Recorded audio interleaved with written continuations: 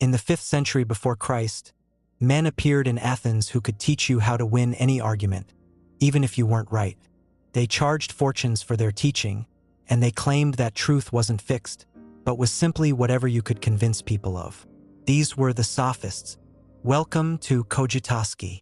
Grab your coffee or tea, and let's begin our quiet, useful, and enjoyable journey together. To understand just how revolutionary these men were, we must immerse ourselves in their world. Athens in the 5th century BC wasn't just a city. It was a massive political and social laboratory. Direct democracy was the prevailing system, which meant that free citizens participated themselves in everything. From voting to declare war, to judging in murder trials, to managing the daily affairs of the state. In this reality, military power or wealth were no longer the sole factors for success. A new, more subtle and lethal weapon emerged: the persuasive word. The ability to stand before a crowd of hundreds or thousands of citizens, build a coherent argument, stir their emotions, and dismantle the arguments of your opponents became the most valuable skill of all. Rhetoric wasn't a luxury. It was a necessity for survival. With it, you protected your property, defended your life, and ascended to the top of the political ladder. It was precisely here that a huge educational gap arose. The philosophers who preceded this era, like Thales and Pythagoras, were preoccupied with the cosmos and nature.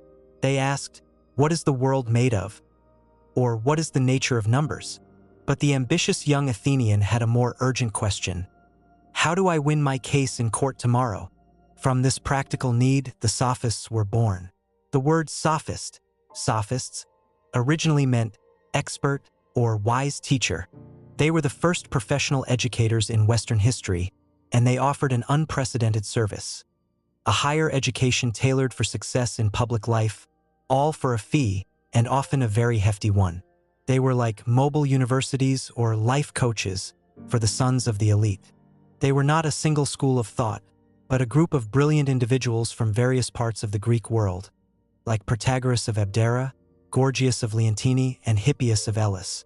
Each was a star in his own right, famous for a particular skill. Gorgias, for example, was a magician of rhetoric, able to make an audience weep or laugh at his will. Hippias was a walking encyclopedia, claiming to know everything and to be able to make anything with his own hands, from his ring to his shoes. But they all shared one fundamental intellectual revolution. They turned their backs on the cosmos and looked toward man. They shifted philosophy from the physics of the universe to the politics of the city, from the nature of matter to the nature of language and ethics. They were the fathers of the humanities and social sciences. But their true and most dangerous revolution was in their view of the concept of truth. Here we arrive at the heart of the matter, at the idea that made the Sophists immortal and controversial forever. This idea was summarized by their greatest figure, Protagoras, in a single phrase that became more famous than any other: man is the measure of all things, of the things that are that they are, and of the things that are not that they are not.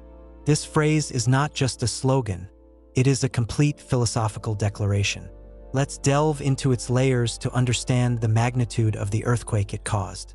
Traditional Greek thought, whether religious or philosophical, was based on the idea that truth is objective.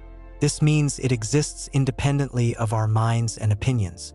Good and evil, justice and injustice, beauty and ugliness were all fixed realities in the universe, just like the sun and the moon. Our job as humans was to discover this truth through reason or revelation, and then adhere to it. Protagoras came and blew this concept to pieces by saying man is the measure of all things. He is saying that truth is relative to the person perceiving it. There is no truth out there in the external world. There is only truth for me and truth for you. To illustrate this, let's use a simple example that Plato used to explain Protagoras' idea. Imagine the same breeze touches your skin and my skin. You say, "The air is cold," and I say, "The air is warm." Who is right? Protagoras rejects the question itself. He says, "You are both absolutely right. The air is cold for you, and it is warm for me." There is no objective truth about the air's temperature, only subjective experiences, and each experience is a truth in itself for the person having it. Now, let's apply this idea to more important concepts, and here lies the danger. Justice asterisk is killing enemies in war a just act?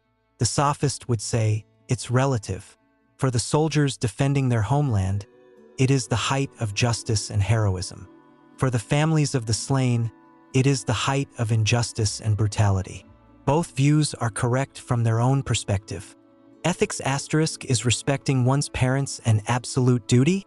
The sophist would point to another tribe like the Scythians, where it was customary for sons to eat their fathers after they died as a form of supreme honor. So what is good in Athens might be evil elsewhere. The sophist concluded that all our laws and morals are not natural laws, physis, engraved in the cosmos, but are merely customs and conventions, nomos, made by man. They are social agreements that change with time and place. And as long as a society agrees on a law, it is right and just for that society. Consequences, the power of persuasion asterisk asterisk. This philosophy was not just an intellectual luxury. It had direct and devastating practical consequences. If there is no single truth, but only multiple equally valid points of view, then a debate is no longer a search for the truth. It becomes a battle between perspectives. And the winner in this battle is not the one with the truest argument, but the one with the most persuasive argument. Herein lies the genius of the sophists as teachers. They taught the technology of persuasion.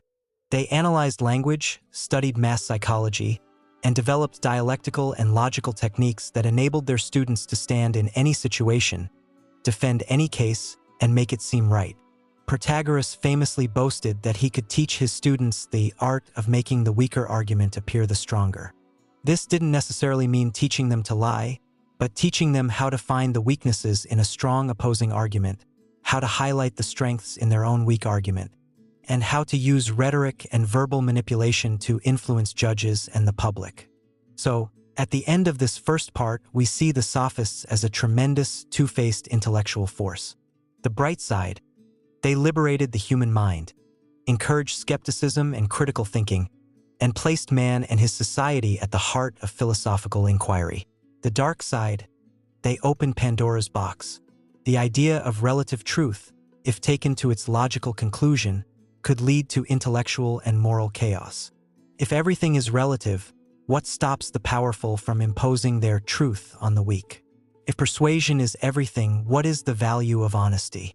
And if justice is just an agreement, does this mean that might is right? These are the terrifying questions that will ignite one of the greatest intellectual showdowns in history. A confrontation between the relativism of the sophists and the desperate search for absolute truth led by one man, who wrote no books but changed the world forever: Socrates. And that is what we will discover in detail in part 2. Thank you for watching, and be sure to subscribe and turn on notifications to be the first to see the second part of this exciting story. Until then, tell me in the comments, do you think the idea that man is the measure of all things is a liberating or a destructive idea? I'll see you in the next episode.